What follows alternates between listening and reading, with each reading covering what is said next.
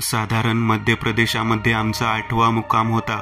वेगवेगळ्या भागामध्ये फिरत असताना काही चित्रविचित्र वस्तूंचे नमुने आम्ही पुस्तकामध्ये वाचलेले होते. त्याच वेळेला एका 64 योगिनीचं मंदिराच्या बाबतीमध्ये काही घटना वाचल्या. काही ठिकाणी आम्हाला सांगण्यात आलं की अश्वत्थामा एका किल्ल्यामध्ये आवर्जून येत असतो. तो किल्ला पाहण्याचा सुद्धा आमचा मोह आवरला नाही. आम्ही त्या ठिकाणी गेलो. ज्या ज्या वेळेला आम्ही अशा ठिकाणी पोहोचलो त्या वेळेला काही ना काहीतरी रहस्यमय गोष्टी आम्हाला प्राप्त होत होत्या. आमच्या 6 जणांच्या टीममध्ये प्रत्येक जण हा पारंगत व्यक्ती होता. त्याच वेळेला एका विशिष्ट किल्ल्याबाबतची माहिती आमच्या समोर आली. साधारण 6:30च्या सुमारास आम्ही कंटाळून जाऊन एका चेरी नावाच्या गावामध्ये मुक्कामासाठी थांबलो होतो. आमच्या 6 जणांच्या ग्रुपमधील 2 मुली या पुरातत्व विभागाशी जोडलेल्या होत्या. त्या गावांमध्ये हे प्रवेश केल्यानंतर त्यांनी 2 स्त्रियांसोबत चर्चा करून मुक्कामाची सोय केली होती. आमच्या जवळ असलेल्या बऱ्याच गोष्टींपैकी काही गोष्टी आम्हाला तिथे ठेवायच्या होत्या. त्या घरामध्ये त्या गोष्टी ठेवल्या. अगदी खेडेगावातील वातावरण असल्यामुळे तेथे चुलीवरचे जेवण वगैरे सर्व काही मिळालं. आणि त्याच गावामध्ये दयाळू नावाच्या एका वृद्ध व्यक्तीसोबत आम्ही बाजेवरती चर्चा करत बसलो. विषय जास्त काही रहस्यमय नव्हता, परंतु जेव्हा आम्ही पुरातत्व विभागात काम करत आहोत आणि अशा पद्धतीच्या ठिकाणी भेट देत आहोत म्हटल्यावर त्या व्यक्तीने बोलायला सुरुवात केली. तो सांगू लागला, काही अंतरावरतीच एक जुन्या काळातील गडी आहे. गडी म्हणजे सरदारांच्या राहण्याचे ठिकाण, ज्याच्या 4ही बाजूला बुरुज असतात आणि आतमध्ये खूप सुंदर वाडा असतो. महाराष्ट्रामध्ये सुद्धा अशा प्रकारच्या गडी आहेत. त्यातीलच ही मध्य प्रदेशामधील चेरी गावाच्या शेजारची गडी. काही ठिकाणी तर अशा पद्धतीच्या होत्या की त्याच्या आतमध्ये तलावासारखे स्वरूप असणारे चौकोनी कुंड असायचे आणि त्यात आंघोळीची सुद्धा सोय असायची. तो दयाळू म्हणायचा व्यक्ती आमच्याशी बोलू लागला. तो म्हणाला, या ठिकाणी एक काळं पाणी असणारं गाव आहे आणि त्यातील गडी प्रसिद्ध आहे. तेव्हा मी म्हणालो, काळं पाणी तर आम्ही शिक्षा या दृष्टिकोनातून ऐकलेलं आहे, जी इंग्रजांच्या काळात होती. तेव्हा तो व्यक्ती म्हणाला, विशेष करून या भागात ते ठिकाण त्यासाठीच होतं. जुन्या काळातील सरदार लोक त्या इमारतीचा वापर शिक्षा देण्यासाठीच करत होते. त्या ठिकाणी 4ही बाजूने एका जेलसारखंच वातावरण होतं. पण का कुणास ठाऊक अजूनही तिथे माणसं ओरडणारा कालवा, गोंधळ, आरडाओरड ऐकू येतो, असे लोक म्हणतात. त्या वास्तूमधील कित्येक भिंतीत आणि कोनाड्यांमध्ये विशिष्ट पद्धतीच्या मौल्यवान वस्तू दडवून ठेवलेल्या आहेत, असं सुद्धा लोकांनी सांगितलं आहे. आम्ही 6 जण होतो. त्या 2ही मुली आमच्या सोबत होत्या. त्या 2ही मुलींनी ही सर्व काही घटना ऐकल्यानंतर मौल्यवान वस्तू भिंतीत लपवून ठेवण्याची जुनी गोष्ट आम्हाला सांगितली. या भागात बऱ्याचशा ठिकाणी वास्तू आहेत जिथे अशा पद्धतीच्या गोष्टी लपवलेल्या आहेत. आता काळं पाणी म्हणून जी गढी प्रसिद्ध आहे तिचं रहस्य आपण जाणूनच घेऊयात, असा हट्ट त्या दोघींनी लावला. त्यावेळेला तो व्यक्ती म्हणाला, तुम्ही त्या ठिकाणी जाऊन या, पण दिवस मावळल्यानंतर तिथे थांबणं चुकीचं आहे. कारण जो व्यक्ती दिवस मावळल्यानंतर तिथे थांबतो त्याला चित्रविचित्र घटनांचा सामना करावा लागतो. दोघींचं बोलणं ऐकलं होतं. मी सुद्धा त्यामध्ये विचार करून बोलू लागलो. मी म्हणालो, ठीक आहे, आपण दिवस मावळण्याच्या आतमध्ये परत येऊया. सकाळी 9 वाजल्यापासून संध्याकाळी 6 वाजेपर्यंत आपल्याला वेळ आहे. काय पाहायचं आणि काय करायचं ते सगळं काही त्या वेळेत पूर्ण करू.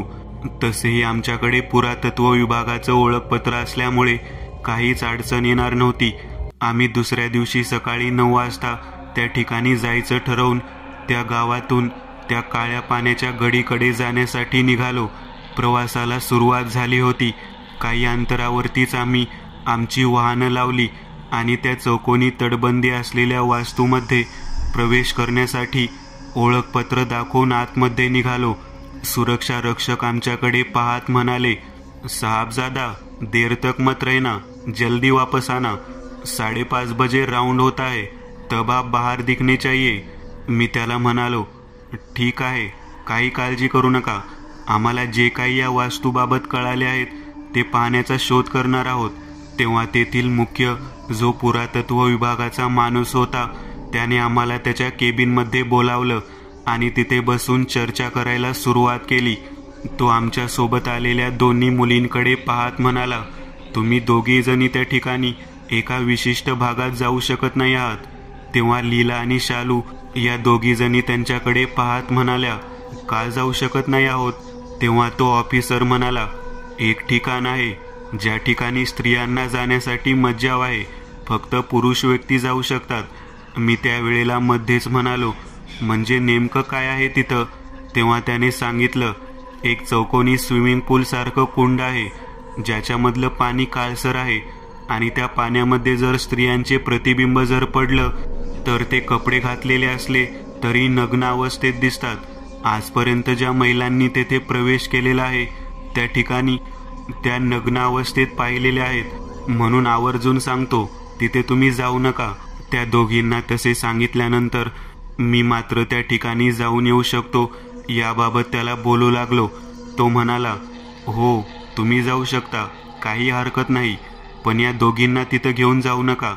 त्याचं सगळं बोलणं ऐकल्यानंतर मी विचार करत तिथेच उभा राहिलो. आतमध्ये सगळा भाग पाहण्याच्या दृष्टिकोनातून गेलो. पूर्ण काळसर रंगाच्या कातळी दगडामध्ये तयार करण्यात आलेली ती वास्तू मोठ्या तुरुंगा समान दिसत होती.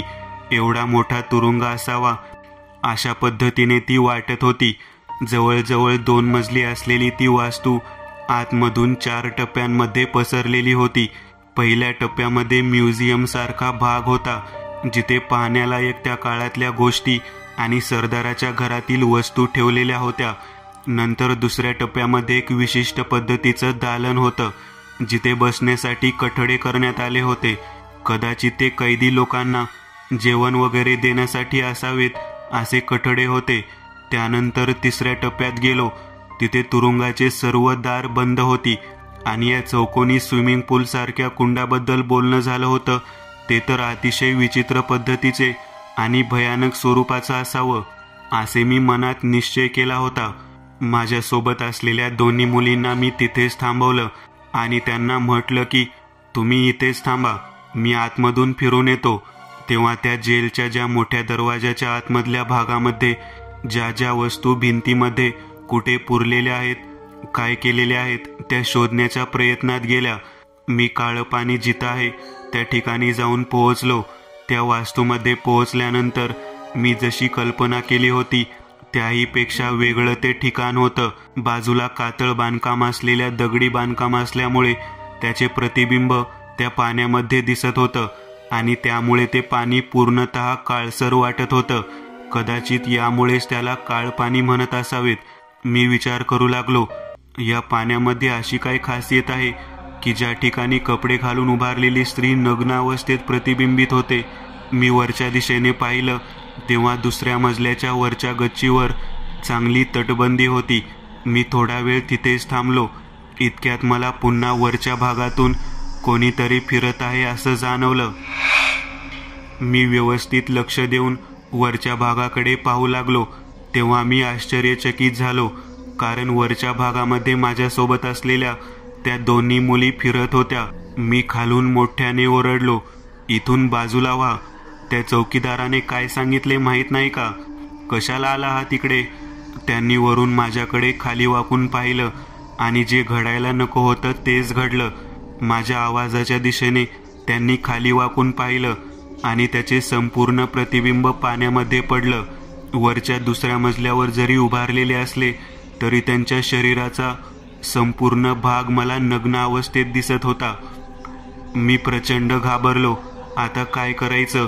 कारण त्या व्यक्तीने सांगितलेल्या पद्धतीने ज्या स्त्रीचे प्रतिबिंब त्या भागामध्ये पडतं तिथेच त्याच ठिकाणी त्या स्त्रीचं अस्तित्व जखडून जातं. माझ्यासोबत आलेल्या दोन्ही पुरातत्व विभागातल्या त्या दोन्ही मुलींच्या बाबतीमध्ये असं काही घडेल मला वाटलं नव्हतं. त्या जरी तिथं आल्या नसल्या तरी वरच्या भागामध्ये फिरण्याच्या दृष्टिकोनातून त्या गेल्या आणि बरोबर नको असलेल्या ठिकाणी येऊन पोहोचल्या. आता ही गोष्ट नेमकी थांबवायची कशी याचा विचार करत होतो, पण माझ्या लक्षात येऊ लागलं, एवढ्यावरून प्रतिबिंब जरी पाण्यात दिसलं असलं तरी त्याचा असर होऊ शकतो का ही शंका मनात आली. मी लगेचच तिथून मागच्या दिशेने फिरलो आणि चौकीदारापर्यंत जाऊन पोहोचलो. त्याला सांगितलं की मी आतमध्ये गेलो आणि मला अशा अशा पद्धतीने दृश्य दिसलं. तेव्हा तो चौकीदार आश्चर्यचकित झाला. तो म्हणाला, सगळ्यात वरच्या भागामध्ये जाण्याचं धाडस कोणाचंच नाही. कोणीही जिना चढून वर जाऊ शकत नाही, कारण दुसऱ्या मजल्यावरती जेल आहे. ते अतिशय भयानक आणि भेसूर पद्धतीचं आहे. तिथे कितीतरी लोक जीव देऊन आक्रोश करताना ऐकू येतात. मग मला नेमकं समजत नव्हतं की या दोघी जणी वरती गेल्या कशा काय. तेव्हा तो चौकीदार माझ्याकडे पाहत म्हणाला, तुमच्यासोबत असलेल्या मुलींना तुम्ही तुमच्या सोबतच थांबवायला पाहिजे होतं. तुम्ही सुद्धा ते काळं पाणी पाहायला जायला नको होतं. उगाचच तुम्ही तिथे गेला. आता पहा काय होतं ते. मी त्यावेळेला म्हणालो, म्हणजे नेमकं काय होतं? तेव्हा तो म्हणाला, तुमच्यासोबत आलेल्या मुलींचं अस्तित्व त्या पाण्यामध्ये कैद झालेलं आहे आणि त्यांचं नग्न प्रतिबिंब तुम्ही प्रत्यक्ष पाहिलेलं आहे. तुम्हाला सांगतो, या मुलींचं अस्तित्व त्या कुठे जरी गेल्या तरी रात्रीच्या वेळी या काळ पाण्याच्या ठिकाणीच येऊन अडकणार. मी त्याच्याकडे पाहत म्हणालो, हे काय बोलत आहात तुम्ही? तेव्हा तो चौकीदार म्हणाला, दुसऱ्या मजल्यावरती जायची गरजच नव्हती. तेव्हा मी म्हणालो, अरे ते टेरेसवर गेले होते. तेव्हा तो मला म्हणाला, चला मी तुम्हाला रस्ता दाखवतो. तिकडे जाण्यासाठी कसलीही वाट नाही. जिन्यातून दुसऱ्या मजल्यावर जाण्यासाठी एक मोठं दार बनवलेलं आहे, ज्याला मोठं कुलूप मीच लावलेलं आहे. त्या कशा काय वरती गेल्या? त्यावेळेला मी म्हणालो, त्या दोघींना खाली बोलावून घ्यायला हवं आणि इथून आम्हाला लगेचच निघायला हवं. तेव्हा तो म्हणाला, ठीक आहे, तुम्ही तसं करा, पण लक्षात ठेवा, मी सांगितलेली गोष्ट ही चुकणार नाही. त्यांचं अस्तित्व त्या पाण्याच्या आतमध्ये प्रतिबिंबित झालेलं आहे. मला वाटत नाही की त्या एवढ्या सहजासहजी येथून निघून जाऊ शकतात. त्यांचं रात्रीचं भटकणं या ठिकाणी जाणवणार म्हणजे जाणवणार. मी त्यावेळेला म्हणालो, अगोदर त्यांचा शोध घेऊ. आम्ही थेट त्या जिन्याच्या दिशेने निघालो. तेव्हा जिन्याचं दार आम्हाला उघडं दिसलं. त्या चौकीदाराने डोक्याला हात लावला. तो म्हणाला, इथे तर दोघेजण चौकीदार आहेत. मी आणि चंदन. चंदन कुठे आहे? चंदन कुठे आहे म्हणून तो माझ्याकडे पाहू लागला. मी म्हणालो, आम्हाला तर तू एकटाच भेटलास. चंदन कुठे असतो आम्हाला काही माहिती नाही. तेव्हा वरच्या दिशेने हातामध्ये साखळीचं कुलूप धरून गोल गोल फिरवत चंदन उतरत असताना दिसला. तेव्हा तो चौकीदार ओरडून चंदनकडे पाहत म्हणाला, क्या किया तुम्हें पता है क्या? अरे ऊपर क्यों लेके गए उनको? तेव्हा तो त्याच्याकडे पाहत म्हणाला, क्या हुआ फिर ऊपर लेके गए तो? वैसे भी वहां कहाँ गए हैं? तेव्हा मी त्याच्याकडे ओरडत म्हणालो, अरे पागल हो क्या? वहां नहीं गए हैं ठीक है, लेकिन उस छत के ऊपर से उन्होंने नीचे देखा ना. तेव्हा तो चंदन म्हणाला, किस लिए चिल्ला रहे हो तुम? फिर वहीं पे बैठना चाहिए. इतनी जोर से चिल्लाते हो तो नीचे देखेंगे ना वो. त्याला असं म्हटल्यावर मी स्वतः दोष देऊ लागलो. मला समजेना की आपण काय करून बसलो. मी माझ्यासोबत असलेल्या त्या दोन्ही मुलींना माझ्याबरोबर घेऊन जाण्यासाठी तयारी करू लागलो. चंदन आणि त्या दुसऱ्या चौकीदारांमध्ये वादविवाद सुरू झाला. पुरातत्व विभागाचं काम एवढं आयुष्यामध्ये महागात पडू शकते हे मला कळालेलं नव्हतं. तेथून लगेचच मी आमच्या मुक्कामाच्या ठिकाणी आलो. त्या ठिकाणी आल्यानंतर दयाळू आजोबा यांच्या सोबत चर्चा केली. तेव्हा दयाळू आजोबा माझ्याकडे पाहत म्हणाले, जी गोष्ट नको होती तीच गोष्ट करून आलेला आहात आणि आता मला मदत मागत आहात. तुम्हाला माहिती आहे का, त्या वास्तूमध्ये ज्याचं प्रतिबिंब त्या पाण्यामध्ये पडलेलं आहे तो व्यक्ती सहसा रात्रीच्या वेळी त्या वास्तूमध्ये भटकताना दिसतो. त्याला तेथील सर्व सत्य घटना कळतात. मी त्यावेळेला त्याच्याकडे पाहत म्हणालो, अहो आजोबा, मला एक गोष्ट सांगा ना, फक्त मुली तिथे अडकतात का? आपण जाऊ शकत नाही का? तेव्हा आजोबा म्हणाले, अरे तुला समजत नाही का, मी काय सांगतो ते ठिकाण बाधित आहे. नग्न प्रतिबिंब जे पडतं ते मुलींचे पडतं, पुरुषाचे पडत नाही आणि मुलीच तिथे अडकून बसतात. तरी सुद्धा तू तिथे जायचं म्हणत आहेस. कशासाठी जायचा विचार करतोय? तेव्हा मी म्हणालो, अहो मग त्यांना सोडवणार कोण? या संपूर्ण चक्रातून कोणीतरी बाहेर काढायला हवं ना. त्यांच्या बाबतीत रात्रीतून काही विचित्र घडलं तर? त्या दोघीही माझ्याकडे पाहत म्हणत होत्या, असं काही नसतं, कित्येक वर्षांपूर्वी ते घडत असेल. लोक म्हणतात ना, 12 वर्षानंतर, जास्तीत जास्त 100 वर्षानंतर परिस्थिती बदलते. बाधित जागा, बाधित ठिकाण हे संपूर्णतः तसं राहत नाही. आता या वास्तूला तर कित्येक वर्ष झाली. इंग्रजांच्या काळातील वास्तू, ते ठिकाण आता चांगलं झालं असेल. आम्हाला काही होणार नाही. त्या दोघींकडे पाहत मी म्हणालो, शालू, तुला वाटतं का की तुझे काही बोलत आहेस ते सगळं खरं असेल? तेव्हा ती म्हणाली, त्या चौकीदाराच्या बोलण्यावरती विश्वास ठेवून आपण तसं समजायचं का? मला नाही वाटत असं काही होईल. दयालू आजोबांच्या सोबतच आम्ही त्या ठिकाणी मुक्कामाच्या दृष्टिकोनातून जेवण वगैरे करून तसेच बसलो. बरोबर साधारण पहाटे 2:30च्या सुमारास मला जाग आली. तेव्हा मला ध्यानात आलं की त्या दोन्ही मुली त्या ठिकाणी नाही आहेत आणि मला दरवाजावरती थाप मारलेला आवाज येऊ लागला. मी त्या दृष्टिकोनातून दरवाजा उघडला. बाहेर जायला आजोबा होते. ते म्हणाले, मी बाजेवरती झोपलो होतो. साधारण 2:15च्या सुमारास त्या दोघी इथनं चालत जाताना दिसल्या आहेत. मला समजत नाही, तू जागा कसा काय झाला नाहीस? मी म्हणालो, मला खूपच झोप लागली होती. दिवसभर कामामुळे मला सुधरत नव्हतं आणि डोक्याला टेन्शनच्या गोष्टी असल्याने मला त्रास होतो. असं बोलणं झाल्यानंतर आजोबा म्हणाले, कदाचित त्या वास्तूमध्ये गेलेल्या दिसतात. मी त्या दिशेने जाण्यासाठी दयालू आजोबांना म्हणालो, मी जातो. त्यांना कोणीतरी तिथून परत आणायला जावं लागेल ना, काही विचित्र घडलं तर? तेव्हा आजोबा म्हणाले, जा तू त्या ठिकाणी जा, पण सोबत मी सांगितलेली एक गोष्ट घेऊन जा. तेव्हा त्यांनी मला महादेवाचा भस्म, विभूती सोबत दिली. मी ती विभूती सोबत घेतली आणि त्या दिशेने जाण्यासाठी निघालो.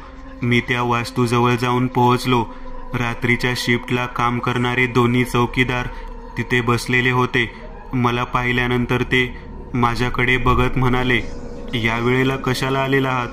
त्यावेळेला मी माझं आयडेंटिटी कार्ड दाखवलं आणि त्यांना म्हणालो, असं या ठिकाणी घडलं होतं, त्यामुळे मी या ठिकाणी आलो आहे.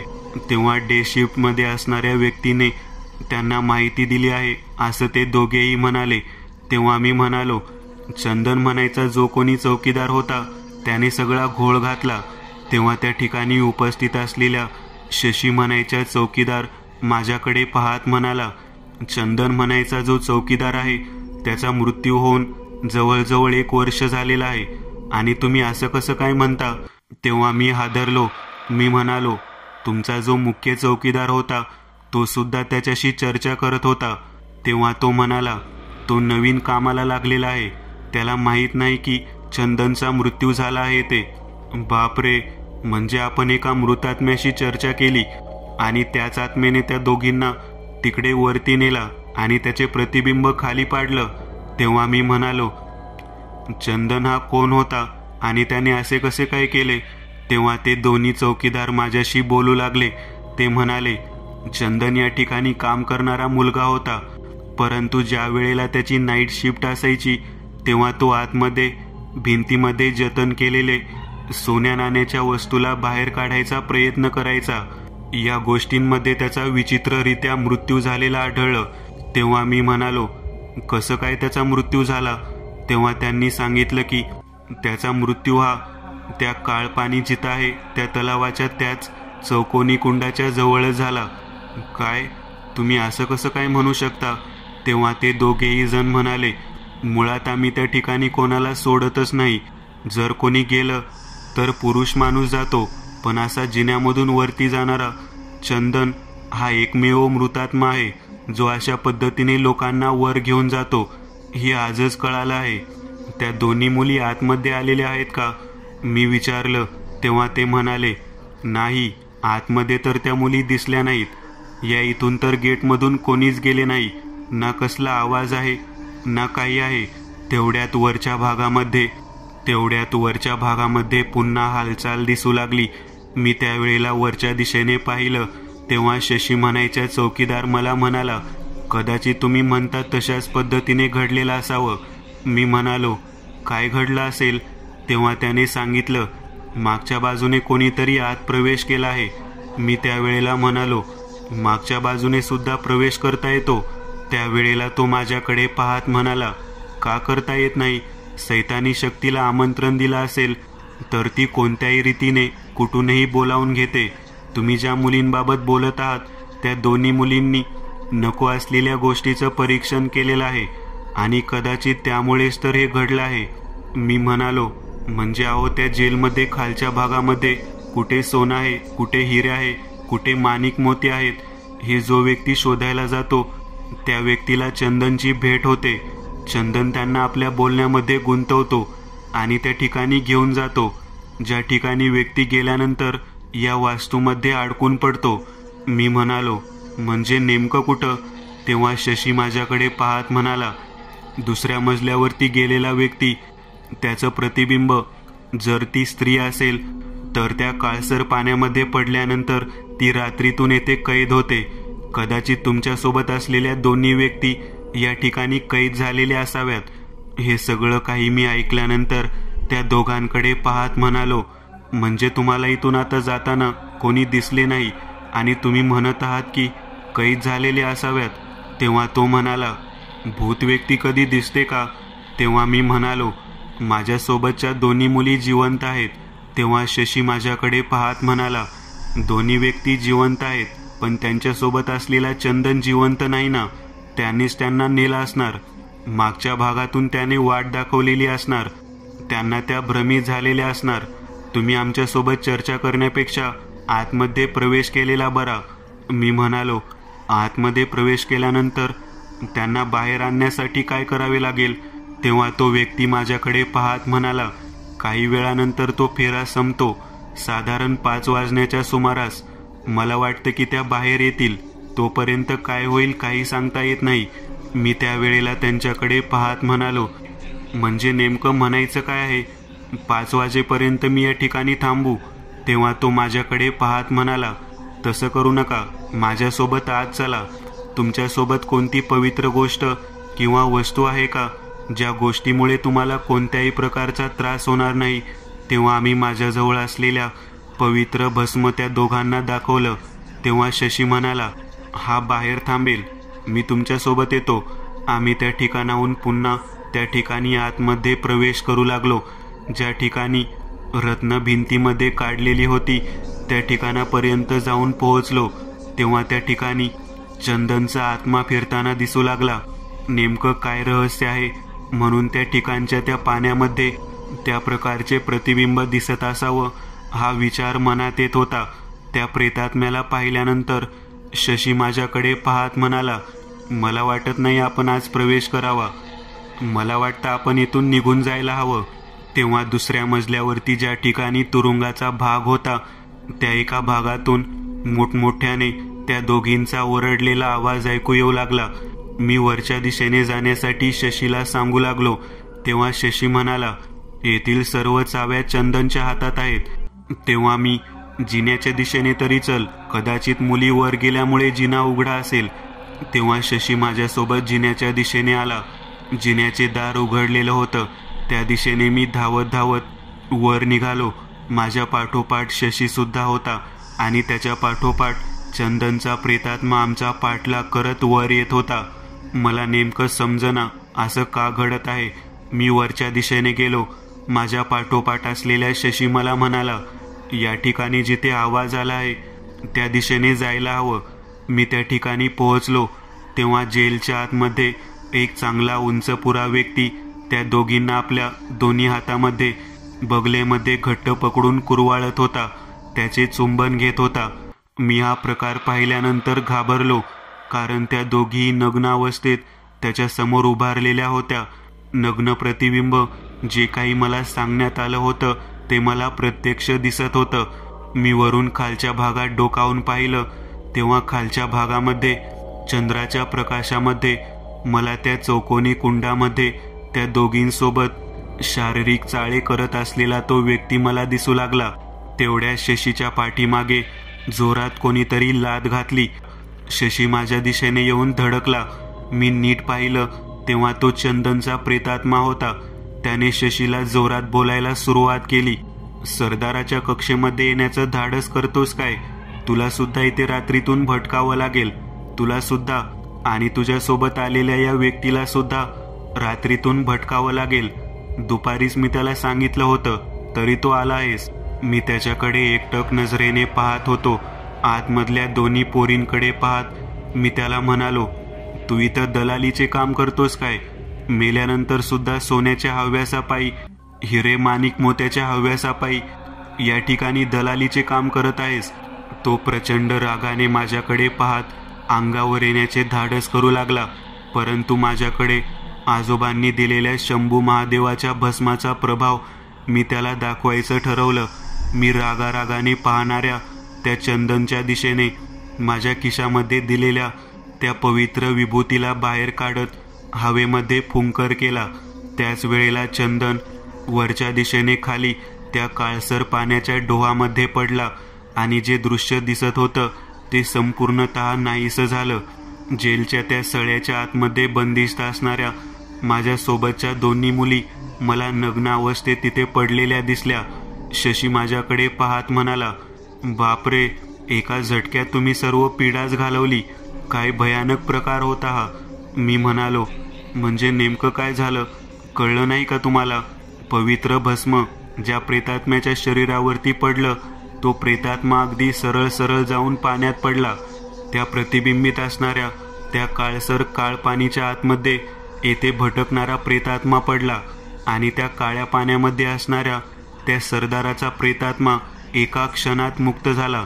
माझ्या लक्षात येईना की शशी नेमकं काय म्हणत आहे. मी त्याला म्हणालो, मला तू नंतर समजावून सांग.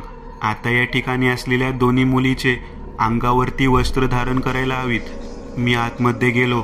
त्यांना वस्त्र अंगावर टाकून मोठ्याने ओरडून बोलू लागलो. त्या कशाबशा जाग्या झाल्या. त्यांनी वस्त्र परिधान केलं. त्या भानावर आलेल्या होत्या. त्या भयंकर भयभीत होऊन कपडे घातल्यानंतर थेट माझ्याजवळ येऊन मला बिलगल्या. मी आणि शशी दोघांनी त्यांना खाली आणलं आणि त्या काळसर डोहाकडे पाहत मी म्हणालो, आता सांग काय झालं ते.